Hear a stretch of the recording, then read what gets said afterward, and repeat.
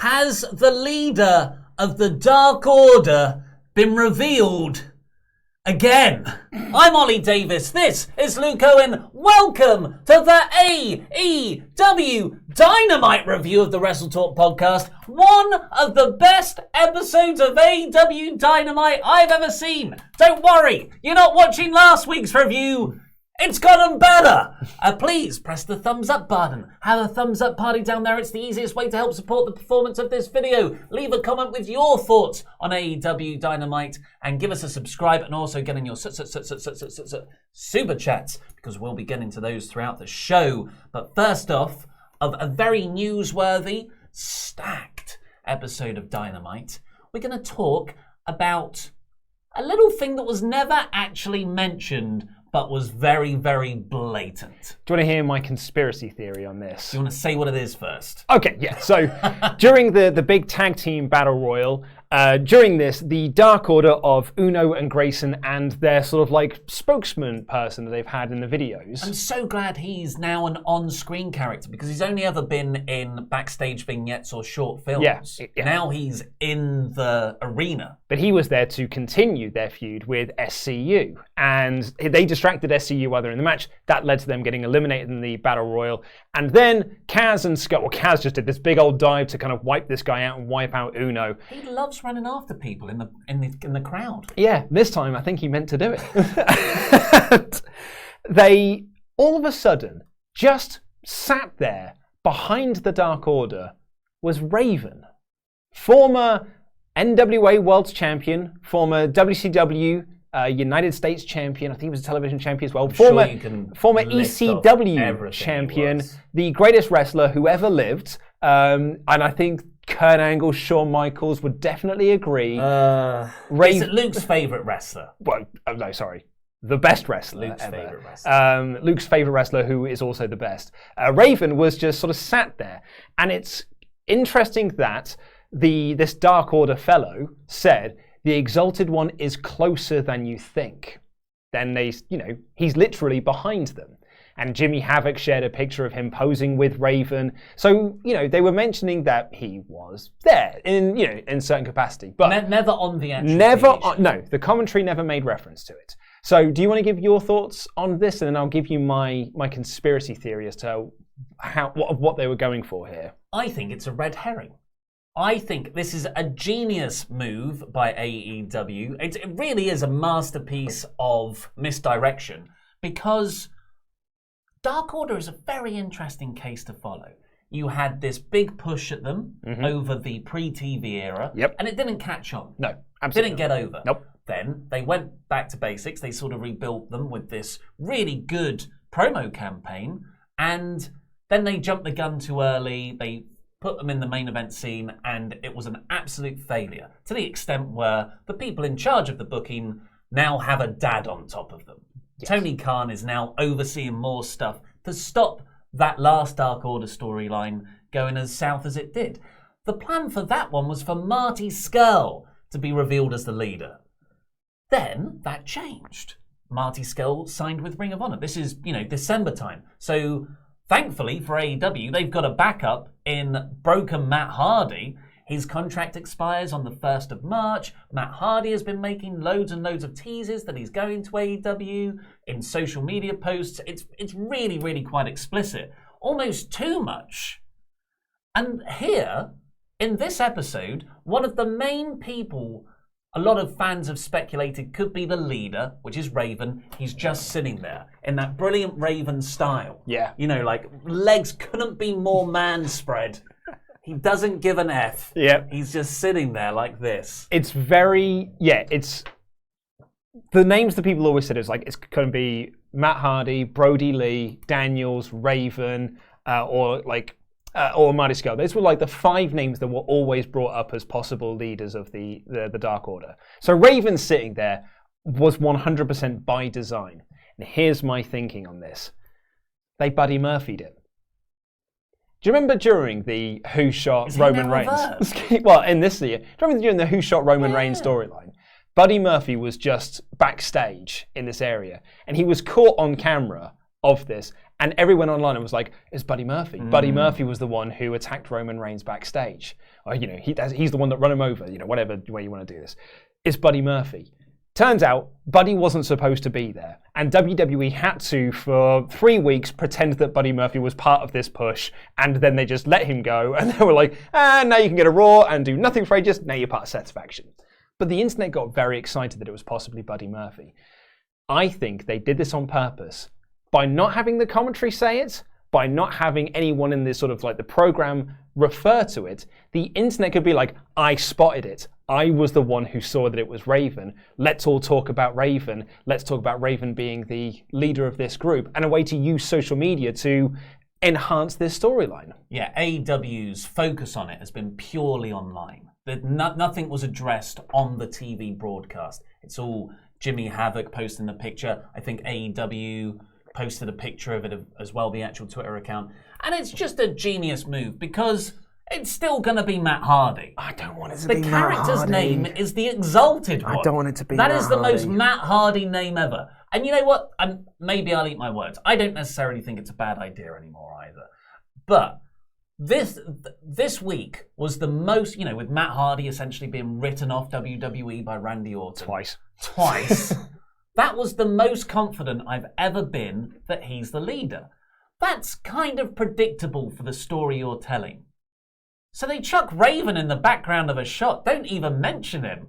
And you've got me doubting it now. Yeah. It's a genius red herring to just make me keep guessing what is quite an obvious answer. I think Hardy's a red herring. I think Matt Hardy and Raven are both red herrings in this situation. And I wouldn't be surprised if they're doing this to then reveal that it's Daniels. Because conspicuous by his absence was Daniels during this tag team battle royal. And they've now seemingly recruited Shima. He wrestled with the idea. He was given a mask and he walked on. Yeah, and Daniels and Shima have history together, and they had that match at Fighter Fest and things like that, which was all built around their past. We've had some big super chats in, like really, really big super chats in. I didn't want to distract you from your Tomo. Yeah, I know. Well, we'll get to the super chats in a moment because Tomo's back. Tomo's back with a vengeance. So, what was I saying? I think they're both red herrings. Yes. I think it's almost too obvious that it's Matt. I think now at this point it's almost too obvious that it's Raven. I think they're doing this to reveal that it is CD. And Daniels. But in my fantasy booking world, it's Raven. I think Raven is the perfect person to be the leader. He's the perfect person to be the Exalted One. Doesn't have to get in the ring, doesn't have to wrestle. His strong suit is his promos. He's got an incredible promo. Yeah.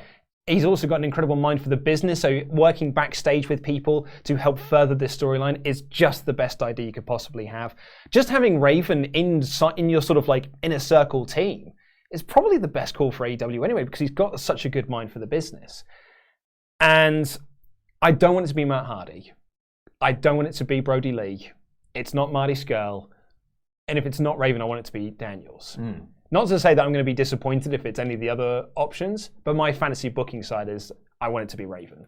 That's one of the things that AEW is so strong at. There are multiple good ways you can do this. One more last thing to add on Raven. Of course, it'll be a great backstage. He started off really as a producer. Johnny Polo? Well, he was a commentator as Johnny Polo. But he had a backstage office role. Yes. That was part of his WWE contract in the early 90s, and that was really the thing that made him see, why aren't the wrestlers getting this level of corporate benefits? Because he had a different kind of contract. He was corporate employed, wasn't an independent contractor wrestler at that time. And that seems to be, in interviews he's done since, one of the passion projects, the loose ends that he wasn't able to do, and that is make that wrestlers union. So I don't know if there's anything there. That would be hugely awesome if he did. But let's get into your super chats. Before we do, please go over to WrestleTalkLive.com because we are putting on our first live show. We're not starting a wrestling company. Starting a wrestling promotion. We are showcasing the lifeblood of British independent wrestling. WrestleGate, NGW, Soul. Oh yeah. Frontline, Will Ospreay's promotion. Yeah. We're going to have... Well, actually, I can't say that. I was going were you about to reveal one of the matches? I was going to reveal a match. I'm not going to do that. Let's not do that. We can talk about the one match that we have announced, which is Rampage Brand defending his the WrestleGate Heavyweight Championship that he won back in October. Yeah. He's defending that against Umino at the show, and I am so excited. I mean, I'm excited for any Rampage match anyway, but I'm really, really looking forward to this. Yeah. Really, really looking forward to this. And we're going to be doing a live podcast before it as well, an hour-long podcast. We've got some plans in place on what we're going to do, but it's going to be all 5 of us. And I'm really looking forward to it. I think it's going to be a really, really fun evening of wrestling. 5 of us, just to confirm, does include Adam Blompier. It does. Because that's all people want from us now. Yeah, I do feel like we are pushing him as the top star of this division. But hey, you got to go where the clicks are. Subs don't lie. Yeah, the WrestleTalk Clips channel also doesn't lie, does it? The view count is broken on my fantasy booking. Yeah, how many did his get? 13,000, I think. Or what was yours? Well, it says 200, but like we said, the view count is probably broken there. Anyway, let's get into your super chats. On the Dark Order leader, Jozoan says, Daniels as fallen angel is the exalted one, and in an attempt to bring him back, SCU term Broken Matt. Daniels versus Matt, and Dark Order versus SCU. So the Matt Hardy red herring is actually he comes in to fight the Dark Order. That's not the worst idea. Then they can all exist in that kind of wacky promo world. Yeah. Because Dark Order have created their own kind of pocket verse in AEW. Christopher Jazzcat called it. Raven also did the backstage voice altered promo. His accent mannerisms jumped out at me. Oh, okay. Yeah. So a few people have said that this could be, even more evidence that it's Raven. But I'm still, I mean, he's my pick. He's the one I'd like. But the way that he was sat there feels like it's a very red herring thing. And Sean Dunn, wild prediction, Luchasaurus is the exalted one. Well, that is wild. He's the extinct one. Yeah, that is a wild prediction there, Sean. There are so, thank you ever so much, because it's not just Tomo with a massive sort of super chat. It's also loads of people have been very generous, so thank you. Yeah. AEW brings the love. I'll do Tomo's one just because, how can you not? Yeah, it was huge. Really enjoyed Dynamite this week. I actually bought tickets to Double or Nothing in May. Hope that show will be fantastic. I really think it will be. Because tickets went on sale last Friday. Yep. Tomo is swaffed under, for context. He lives in Australia. Yeah. That's amazing. Absolutely, man. Discord, if you're watching, Tomo, Discord me your travel plans and tell us about it. And we can talk about that later. I feel like your super chat deserves us talking a lot more to you. Should we do a couple more super chats, then we'll get out of here? Yeah. Get on with the rest of the show. Yeah, that's what I mean. Get out of here. Get out of here. Get out of here. Get out of this segment into the next segment. That's totally what I was going for. The bad one, Ryan B. Bad. This should have been a fantastic show, but a few things bothered me about it, such as the no escaping the cage to win rule, fact that both Wardlow and Cobb lost their debut matches, and the Jericho ticket stuff. Jericho's. Yeah, I'm not sure with the ticket stuff. I'm not sure about that one. I think there was arguments for the Wardlow and Cobb thing, but I think AEW did the best that they could to really, really protect both those guys. But I actually love the fact that cage matches were designed to not be escape rules. Escape rules have come in from the WWE in sort of the early 2000s, and I think WCW started as well. But old school cage matches, the idea was you lock these two into a cage until only one person walks out a winner, as opposed to this feud is so heated that you have to get in this cage and then try and escape from each other. Yeah. The whole point is you're locked in this cage and no one else can get in. So I think I would much prefer cage matches to be no escape. Yeah, I really like it. Yeah, and one last one. This comes in from Celtic Kiss, who says, really want to see Nyla as fighting champion. Just be cocky and monstering those smaller than her, coming out every week. Yeah, I really like that. I've been saying for weeks, don't let her cut promos, let her be a silent monster. And I'm very happy to eat that pie. Eat me that humble pie. Yeah. Because I thought she cut a really good promo. Indeed. I will come onto it in the show. But AEW Dynamite started out with a battle royal. With that tag team battle royal. Not just a battle royal. JR started his run of slobber knocker calls. He opened it with, it's slobber knocker time. great I stuff. loved it. JR is getting better week to week. It's like he's slowly... Yeah, he's finding his feet. Yeah. And he's really found his feet now. I am not usually particularly a fan of battle royals. I'm less into tag team battle royals because I particularly hate the rule. Once one person has been eliminated, the entire team is eliminated. Totally agree. Hate that rule. Totally agree. It's so silly. But AEW did it here, where you've got to eliminate both members. That's one problem already solved. And this Battle Royal, what I loved about it wasn't just that it was full of fun spots and just a great series of moments. It was also just splintering off and doing various different storylines throughout it. It's continuing Santana and Ortiz versus the Bucks, SCU versus the Dark Order, Best Friends starting a feud with Butcher and Blade, that showdown between Luchasaurus and the Butcher, which has been sort of teased in various things. So it's kind of like it's spinning a lot of plates and sort of setting up various different bits and bobs that of either continuing storylines or starting new storylines. I was a big fan of this. Yeah, really liked it. All those spots you mentioned. Private Party had the silly string, which is like tailor-made for a tag team battle royal, close elimination. It was really well told. There were fun spots, and everything seemed to further something.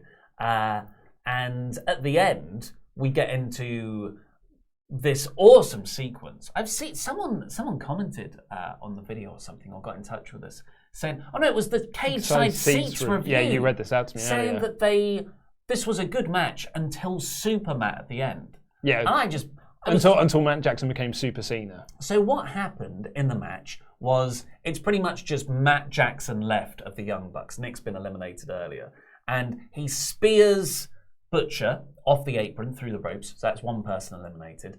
And then it's just, I've put LAX here, but it's Ortiz and Santana. So it's him versus both of them, and Sammy Guevara, the little gnat that he is, who's gotten up onto the rope. Sammy jumps off the top rope, and Matt kills him with a super kick. He killed him dead. Like, this was a Mortal Kombat fatality. It was amazing. Just not like so. Housemate Simon in the office described it as the Ricochet Adam Cole famous super kick off the springboard moonsault spot, but Sammy Guevara jumped 8 times higher. And he does. He jumps so high and he comes down into this perfectly timed super kick. I mean, Matt's great at super kicks, but all of this was Sammy for me. Yeah. The way he sold it was like he folded back on himself. It almost felt like he kicked him into another dimension. Sammy just almost like he bended space around himself because he was kicked so hard. It's incredible. And then off of that, Matt super kicked Ortiz off the apron.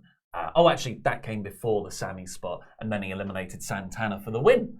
And, I thought that was an excellent end. Yeah. It was a great babyface underdog comeback spot because it was 1 versus not just 2 in the end, it was 3 of the Inner Circle. Again, considering that Elite versus Inner Circle feud that's been going on since the start of the television era. But this Cage Side Seats review said they were sick of it because it was like Super Cena booking. Because Matt Jackson isn't believable enough because he's too tiny. I was just reading this. So baffled that someone could have watched this sequence and had that reaction. Not saying it's if that's the way they felt, that's the way they felt. But the issue with John Cena was never so much how he was booked. Some of those, you take some of those underdog comeback spots and put them on Tyler Bate or on Kevin Owens. That's great babyface booking. The problem was his character wasn't connecting with the audience. Yeah.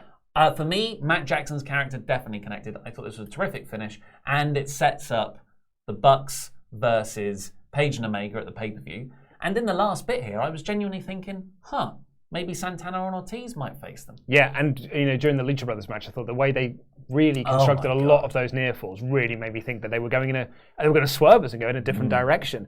Yeah, I thought it was a really, really, really fun battle royal. Yeah. And if I was to be super critical and nitpicking, if I'm going to pick some nits there, a battle royal with all the teams doesn't make a lot of sense when you've got rankings. The whole point of rankings is that you determine who the ranked challengers are to the titles. Then you just put them on, and it's like whoever wins this gets the shot. Well, what's the point of the rankings then? But it's so fun.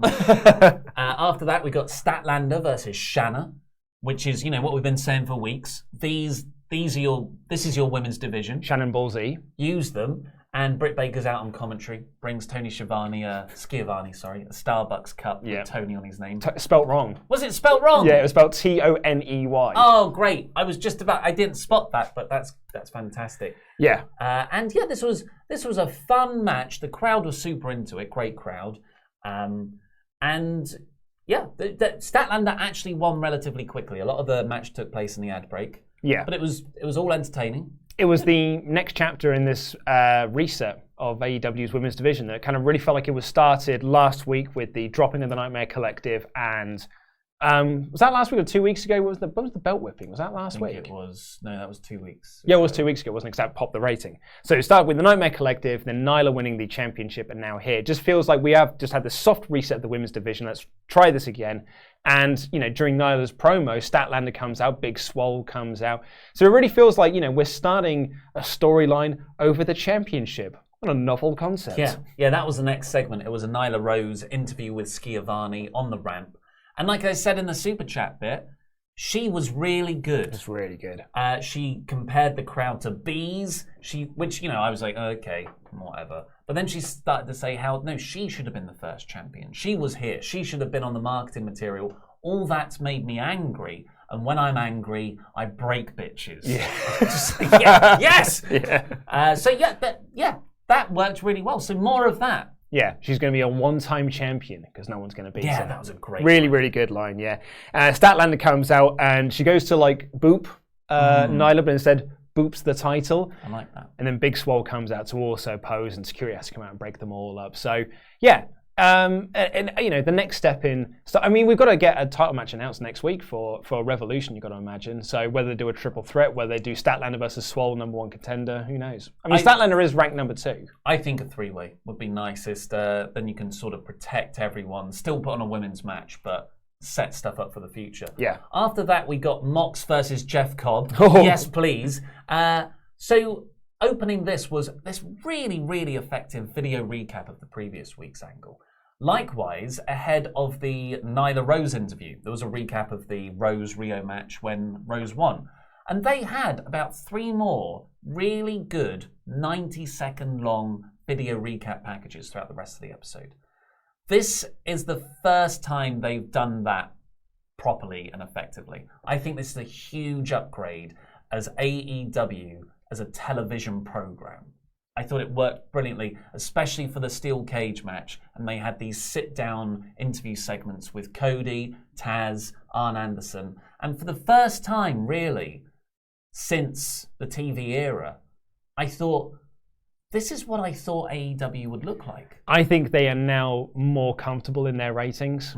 I think in those first few weeks, few months, really, I think that the standard we've had is that promos sort of turn off and video packages turn away viewers. That makes people turn over to the other channel. And because they are competing with another company here for these eyes, they don't want to put something on the TV that might make someone change the channel. So you have short promo segments, you have short interviews, and you have the matches. The matches can get people to stick around. Actually, it's the reverse of what happened during the Attitude Era, which was that people would tune out for matches and then tune back in for promos. So I think now they're just more comfortable in what their viewing patterns are. They are nowhere, 500,000 was what TNT wanted, and they've always exceeded that. They've been exceeding that for months now. So I think they are like, do you know what, we can put things like this on for 90 seconds. I don't think we're in too much fear of people changing the channel. Yeah. As a holistic approach to AEW, not as just a wrestling promotion or a TV show. This is a good TV show. Yeah. This is like UFC. So, I thought the production upgrade was fantastic. And to add to that, let's bring out Taz on commentary so we can talk about suplexes. The suplex machine. As I said in my review, they brought him out so we could get off on all those suplexes. Taz and Raven on the same show. Oh, yeah. Really? It's coming. ECW Revival. Yes! It's overdue. We haven't had one for 3 years. Tommy Dreamer out there. ECW! Depressing drop kick in the corner. But it's Mox versus Cobb.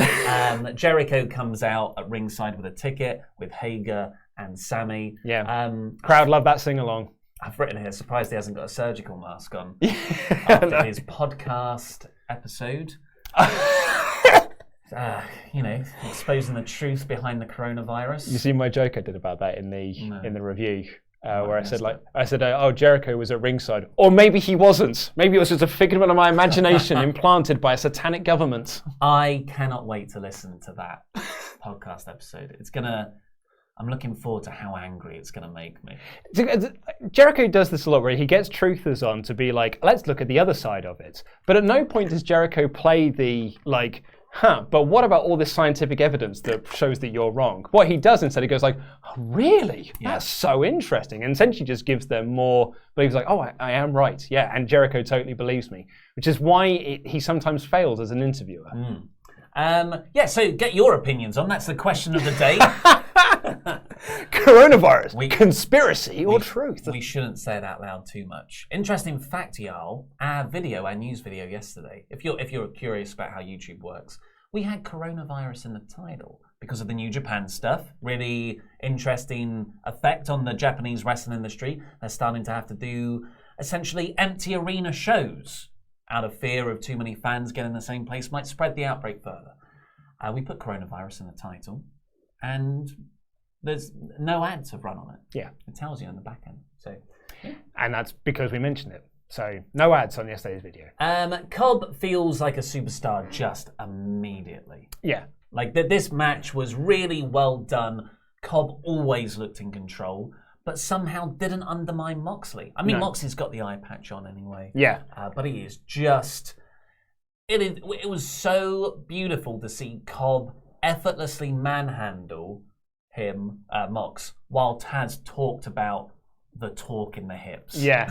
And it was Cobb doing these big power moves on Jericho, the big suplexes, lots of the popping in the hips and stuff, and Mox trying to take out the base, trying to take out that vertical base, locking in that knee bar at one point. Some really, really smart sort of like wrestling psychology in here. And I particularly love Mox doing the double axe handle to the floor and Cobb just catching him and just be like, suplex. It's just, Cobb is...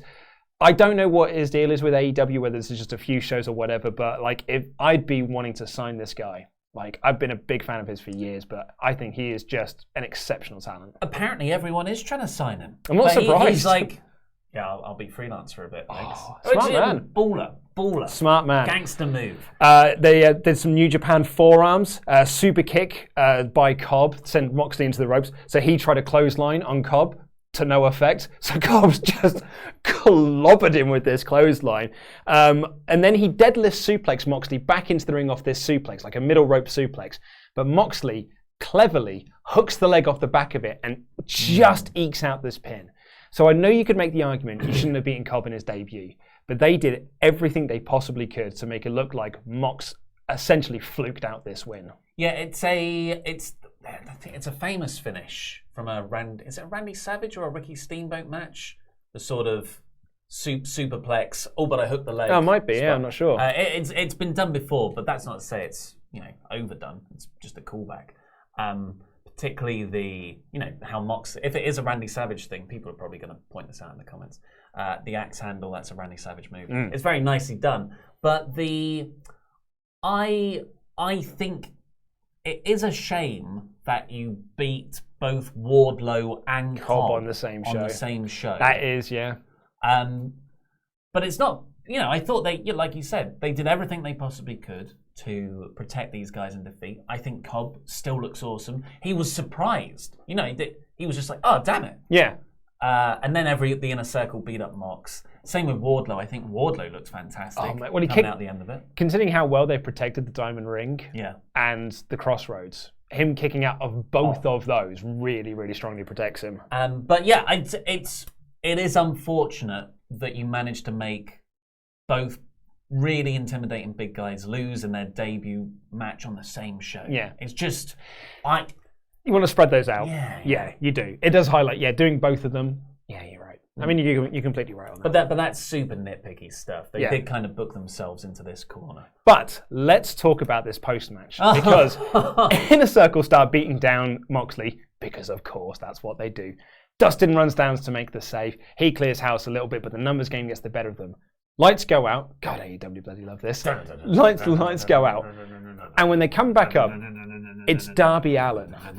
And Darby Allin gets this, like, enormous superstar pop. Yeah. This was an incredible reaction for this guy who's only been gone from TV for a couple of weeks. But this crowd wanted to see Darby Allin. And he just stands up on top of the ramps while his music's playing, and he's just circling. And the crowd are going ballistic for this. Skates down to the ring, gets in like Bart Simpson in the Simpsons arcade game, starts walloping people with a skateboard. Inner circle, Bale, him and Mox Clearhouse working together, paradigm shift to Cobb. Then you had the Jericho Moxley hockey fight. That was great. Jericho Bales, Moxley and Allen stand tall. It made Darby Allin look like the biggest star in this company. It was awesome. Yeah, it was fantastic. And then it got better because Lucha Bros and Paige and Omega had potentially the best end 5 minutes of a match in all of AEW. This was so good. So yeah, it's Pentagon, it's Phoenix. It should always be those two guys. I don't know how often I have to be proved right to say that they should be in all the matches and winning all the tag belts. Yeah, so this match featured Pentagon Jr., Rey Fenix, Hangman Page, and Kenny Omega. Guess what? It was dead good. It was absolutely brilliant. And again, this really feels like a Tony Khan touch the video recap stuff. Maybe I'm completely way off base for that, and it's actually someone who's been there for ages. On the pre-existing creative team. Not that Tony Khan wasn't, but you know what I mean. Yeah. So everything's kind of reshifted. But at the start, they showed the 8-man tag back in December where the Lucha Bros got the pin here. It was just such a nice bit of context. Yeah, a way to establish them because they are the ranked number 5 team. And it was a way for them to say they are ranked number 5, but they pinned the champions before they were champions and they've pinned them since they've become champions. So they have earned this title shot despite being ranked 5th. Did you see Paige's name bar? I didn't know. Como se dice yeehaw? Which is, how do you say yeehaw in Spanish? Very good. I like this. It is like the Simpsons chalkboard gag every week for Paige's little name graphic. And it's just, Omega's worked over, he hot tag to Paige, he runs wild, and then the whole thing breaks down. And it is just incredible. Too many spots to make note of. My particular favourite, apart from obviously the Canadian Destroyer from Pentagon off of Phoenix's back onto Omega, was Omega and Pentagon finding themselves on the apron. Yeah. And trading blows back and forth, teasing that package pile driver. Because that takes me back to a very happy place at the first show at All In, where the most dramatic part of that match near the finish was them on the apron warring back and forth. Loved it. And then Rey Fenix runs the ropes and kicks Kenny Omega square in the face. Going back to that Canadian Destroyer spot you talked about, though, I actually liked the step just before which was one of my favourite of their tag team moves, Paige and Omega, is the throwing deadlift German, where Omega lifts someone up, Paige captures them and hits this deadlift German. And he did that to Pentagon. And then he grabs Rey Fenix and they're like, yeah, let's do this again. So he throws Phoenix and Phoenix hits a cutter on Paige. And Omega's like, oh no!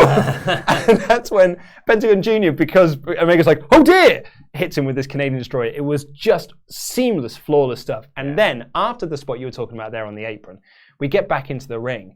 And Hangman Page accidentally takes out Omega with the buckshot lariats, which has happened in quite a few of their matches.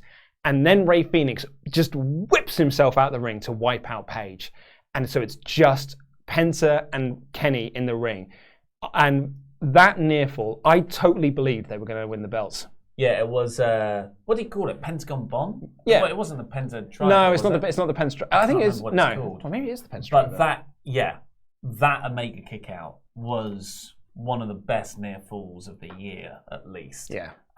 But then Omega comes back, Snapdragon, Tiger Driver on Phoenix. Phoenix kicks out, which was another great near fall. But then the V-trigger buckshot lariat combo. Love that move. Bucks come down to help Omega up. Page looks like he's going to help and actually seems a bit into it, like into the friendship. And Omega, what I loved here was actually some little subtle stuff from Omega here, because Page was helping him up. The Young Bucks also come down to help him up. And Omega's almost looked at him like, guys, Paige has got this. Yeah.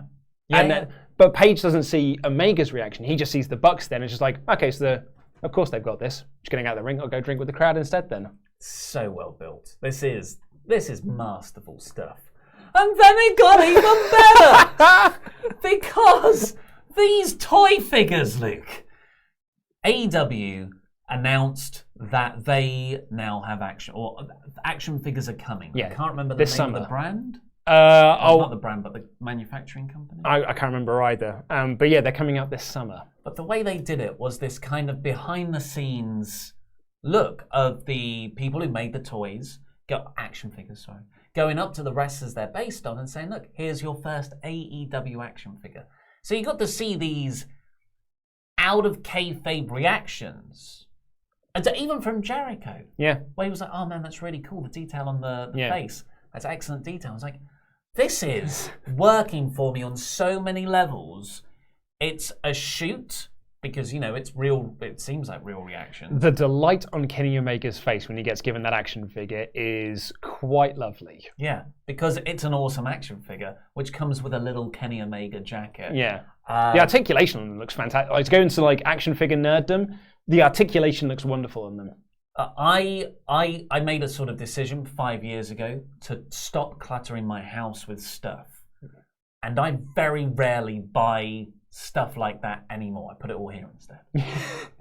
Honest to God. Look, you can read my notes. Oh, yeah? Made me want to buy them all. F word. I'm going to buy them all. Right? So I am so into AEW. It's that sort of childlike glee they've managed to awaken in me. I'm so into all of this, the brand, the characters, that I just want to have some form of ownership over it. And the only tangible way I can do that is to buy them in voodoo doll form. And not only that, they come with a ring. You can buy an AEW ring as well. I thought you meant a diamond. No, sorry. I thought I was going to get to be like Green Lantern. And the wrestling ring isn't as good. I love an action. I love an AEW. I don't know if it does, but I'll get on to Mrs. Matt and tell her because that way it was Matt Jackson's wife at the start of that promo package, and because she's in charge of their merchandising and stuff. So they're coming out in the summer. So the first wave is the Bucks, Kenny, Jericho, and Brandy. Yep. It's odd that Brandy's in there, but and Cody. And Cody's in there as well. Be nice to have an active female wrestler. Quite exactly. But it's the biggest disappointment about this.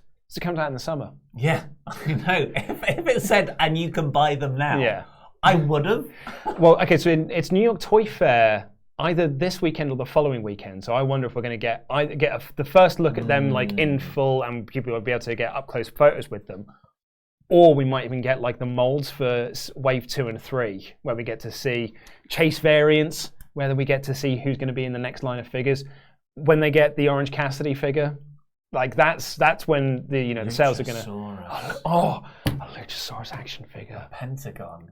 Yeah, and then it can always be Pentagon. They all look like action figures. I'm so excited. Yeah. And then coming down a bit from that announcement, but still really good, I guess, was Cody versus Warlow. Yeah. So, my first note on this match is, holy hell. The AEW cage is enormous. It's big cage. It's a big old boy, isn't it? Bloody hell. It's it's 3 times the size of a normal wrestler. It's huge. It's the sort of cage that people shouldn't do moonsaults off. It's the sort of cage. Do you remember No Mercy on the N64 where you had a cage match? And everyone was like, that cage is too big. It takes forever to climb up that cage and get over it. That's what this cage was. This cage is too big.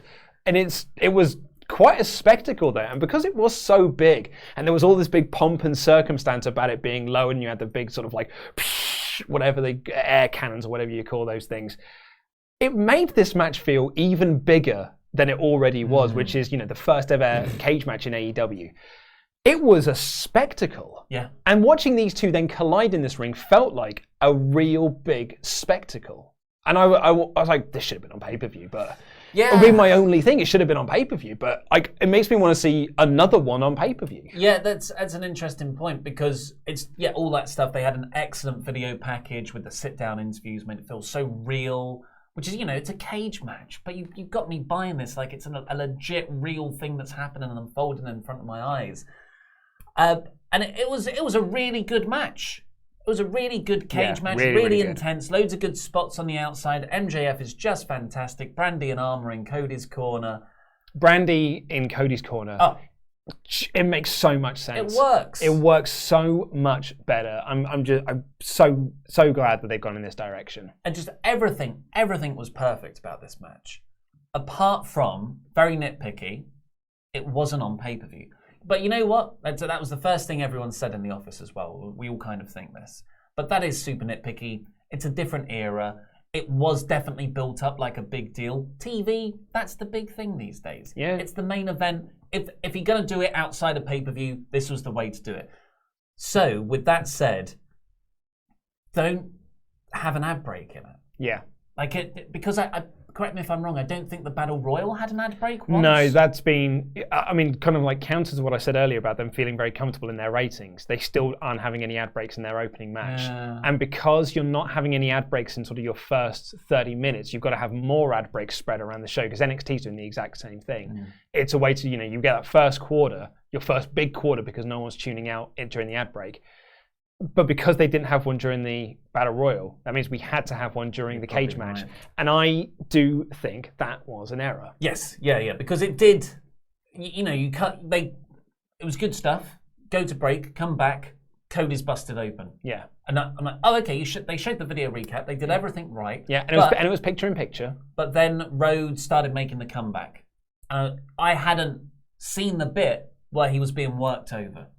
So this is super nitpicky stuff. But this is the level we're at now. Yeah. This was a 5 out of 5 show, but that is the only bit of criticism I would have. I loved all of the interference, the attempted interference from MJF. At one point, Cody gets thrown into the door and he's sort of humbled over the door. So MJF goes round to this now open door and he's yelling at Arn, smash him in the head, smash him in the head. Feels so good to turn on him, smash him in the head. And Arn just smashes the door into MJF and he's like, oh, no, wow. So this little brat scurries around to the other side. He's like, I'll just interfere around here instead then. And he starts climbing the structure. Brandy knocks him in the back with a couple of chair shots. MJF gets down and is like, what? I'm now about to hit a woman. I cannot believe it's come to this. I just grabbed this dude, was like, F off, and just throws him into the crowd. I almost wish he did hit Brandy. Because that would have been so huge. That's the only thing left, really. And it was kind of set up by when he shook his bollocks at Brandy last week. We've got the To Go Home show next week, man. Yeah, but then that's enough for Cody to try and get out of the cage to help his wife. Totally believe that babyface side. And that would have protected Wardlow. Wardlow could have won. Can I counter that? If you would do the Brandy moment next week, that means Cody is 4 days away from his match with MJF. He's not allowed to touch him. So if Cody does that, and this is you've gone through the lashes, you've gone through the cage match, all you've got to do now is just get through this whole episode without touching me. I'm going to punch your wife. Yeah. Oof. And that means he's got that character-wise for Cody is going to be very difficult. I may have built this up too much because if they don't do this now, yeah. Well, I'm not saying what they did was bad. I'm just saying I thought they were going to go that way. But I was so impressed with Wardlow. Yeah. I was, apprehensive about seeing him in the ring. I thought he might just be generic big guy. But my God, that swanton bomb that he hit off the top rope was beautiful. Well, we made fun of Wardlow when they first signed him because they were like, well, you couldn't get Brian Cage, so you just signed someone else instead. And then when apparently they signed Brian Cage, you're like, but you got Wardlow now. Yeah. But yeah, he was really, really good in this match. And as we said earlier, I think they protected him so well in this match because they made him look so big, so dominant. And then when MJF handed him the diamond ring and Cody got out of his hands by giving him the low blow, punches him with that really protected diamond ring and hits him with the crossroads, and Wardlow still kicked out. And it took a Cody moonsault from the top of this 5-story steel cage to take him out. I think that protects Wardlow like no one's business. It was a weird one because Wardlow, it was such a tall cage, Wardlow had to stand up to catch Cody. Yeah. Because there's no way you're getting it. Your knees would just go... Your whole body would just explode. Brian Alvarez, a wrestler who's got very interesting insight to this sort of stuff. He said on the Wrestling Observer review that he thinks... Because, usually if you hit a move of that magnitude, you go up to the top and you sell it. You're like, oh, I'm going to do it. And then you do it because it builds the crowd expectation. But Cody got up there and hit it immediately. Just jumped. And Alvarez was saying, I'm not criticizing him or anything, but I think he got up there, realized how high up he was, and thought, I've just got to hit this right now. I can't second guess myself. I know. And it's funny because when you look at like the comments, the thread on Twitter, people then posting up this, everyone's being like, Cody didn't even look back. That's how much he trusted Wardlow. And maybe that's part of it, but maybe it's also the Alvarez thing. I'm just like, oh God, this is high. No. I'm doing it now, otherwise I'm not going to do it. And that's how Cody won. Fantastic finish. And MJF, this was the first show of vulnerability on his face, and he does that very well. Yeah. I've never seen him do it before. Cody's gone through the lashes. MJF started this feud being like, I'm not wrestling Cody at Revolution. It's not going to happen because he's never going to get through these 3 steps. And he has. He is 1 week away from getting through it. So MJF in this moment was like, uh-oh. It's happening. It's actually happening. I've got to have this match now. So what well is he going to go to next week to ensure that the match doesn't happen? Oh, exciting stuff. It was a 5 out of 5 show. Yeah, absolutely 5 out of 5. Let's do a quick Pledge Hammer Patreon shout-outs before we get in with the rest of your super chats. Well, actually, before I do, there is 1,700, nearly said 1,000, of you watching right now. Only 400 likes. You know what to do, folks. Hit the thumbs up button. Have a thumbs up party, please. But yes, our Pledge Hammers on Patreon. Thank you so much, Arnie K. The K stands for the coolest dude ever. He is cool. Yes. He can last Sean for longer than you in the ring. Whoa. Tantalizing, Travis Mankeltoe. He is tantalizing. Let's have a drink, Christopher Travis Merriman, like Hangman Page. I should have said Manktolo, actually. All-Star, Chuck Turner. Yeah, lovely stuff. Becky's favourite brother, James Lynch. Yeah, Becky. Sort of mine. Or James. Probocop. It was called Probocop. Asuka's future husband and EOF one-man wrecking crew skin trade. Yeah, he's still in there. Still last time, I think, for a while. Duncan. Just Duncan. Just Duncan, mate. The power couple, Stephen and Giovanna, they're over there. Not in the room, the picture's there. Ari the Boozerweight Feldberg. Oh, yeah. We're going to have big Boozerweights on our party tomorrow night. And the Hunter, Tyler Bailey. He's coming for you. Thank you, everyone, all so much. So, the rest of the super chats. Jake C., the exalted one is Marco Stunt. Could be. Doubt it. Vala Mamidipudi. To reiterate what I said on Discord, looking at the thumbnail, Luke probably loved the hell out of this episode for Raven. Please let it be Raven. Please let it be Raven. Please let it be Raven. Ket, can anyone run the ropes better than Phoenix? He's the best. No one can run them quicker, that's for darn sure. I love Keith Lee's, sort of. Yep. Kenny Omega as well. Yep. I love Rey Mysterio.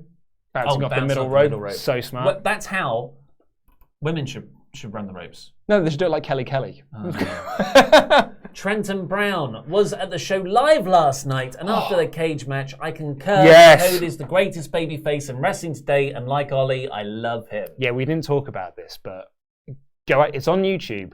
Go watch Cody's promo that he cut after this match. Yeah. Holy hell. What a babyface. Spine tingling. All Elite DK. The off-air Cody promo gave me goosebumps. Yes, it is online. You should search it. Peter Mullins. Is there such a thing as a 6-star TV show? Felt like a pay-per-view. All the stars. I don't know what next week's going to be like, man. But it's got Pac versus Omega in a 30-minute Iron Man match. Yeah. Do they know that pay-per-views have to be the best? How are they going to do this? Taylor Gant was at the show. Cody is a hometown legend, 5 out of 5. Yeah, the lovely hometown reaction for Cody Rhodes was just, it was absolutely, and coming off the back as well from getting Dustin in his hometown the week prior. Oh, lovely stuff. Lot of people at the show, it seems, because Pledgehammer Sawyer as well. I was in the second row by the corner where Cody jumped from. I've seen plenty of cage matches where somebody dives or flips off the top. TV doesn't do those spots justice. Holy bleep. Incredible show. Yeah, I can only imagine. That is something that will live in your memory forever. Yeah. That is like a historic wrestling episode. Because it's crazy how the cage match doesn't really feel special anymore. And it's not a fault of. It was a reaction to the Monday Night War, which was, well, we've got to do crazy stuff, so we just got to put this out on TV basically every week. So growing up as fans, in our sort of like teenage years, we just saw cage matches all the time. We just saw them on TV, and they were like, middle of the card stuff. They just felt like it was any other match. So credit to AEW for really making this feel like a cage match is a big deal that you have got to tune in for and see this cage match. And you're absolutely right. Like that, seeing Cody do that moonsault is something that in 20 years' time people will be like, "Oh, I was there when Cody did that moonsault." That's what I'd like to believe anyway. I might be way off base. Nate dropped surname. I absolutely love this episode and love AEW. This build to Revolution has been great, and next week is stacked again. Also, R.I.P. Sammy. What a super kick. Really amazing. It's like that spot's got lost in all the other crazy things. Andy Malone, best Dynamite episode so far. Y'all guys are awesome. And by the way, dance, Chopper. Dance. Noah Fortner says, Jeff Cobb makes my girlfriend uncomfortable due to him being, and I quote, uncomfortably wet and also having a camel toe. Are those two things related? All Elite DK. Can you name any wrestler who cut so many great promos like Cody in the last 2 decades? He is the best babyface in wrestling because he connects with us. There you go. Actually, yeah. And All Elite Daniel Bryan as well. Yeah. All Elite DK again. Paige fears YB, so was telling everyone their weakness. Yes, on Being the Elite this week, he was going around to all the other tag teams in the Tag Team Battle Royal saying, Matt's got a bad back, do this. Very interesting.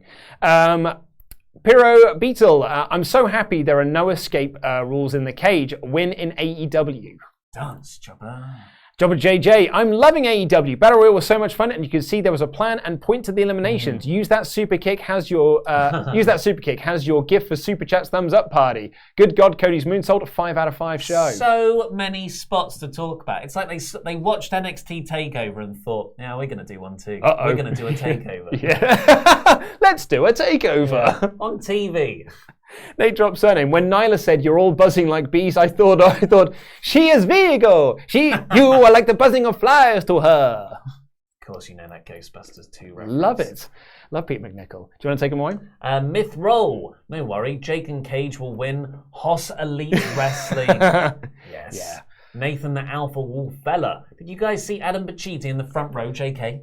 There was a lad that looked like him. Oh, in the front. really? I think he was the one who was wearing the Enzo t-shirt. Yeah, what's that? Who wears an Enzo t-shirt in 2020? Canalebe Monprabele. Warlow looks like Rhino after bug fixes. It's too blocky, the original Rhino. I wonder if you also meant Jeff Cobb there, because Jeff Cobb's got some Rhino about him. Yeah, definitely. Tim Arndt says, as a cynical wrestling fan, I find all this positivity odd. I'm so used to criticizing wrestling that I've grown used to it. AEW was fantastic. I know, it makes me feel weird too. Yeah. Bradley Fetzer, do you think AEW should have a streaming service to watch pay-per-views on or use a host service such as Hulu? They do. They have BR Live.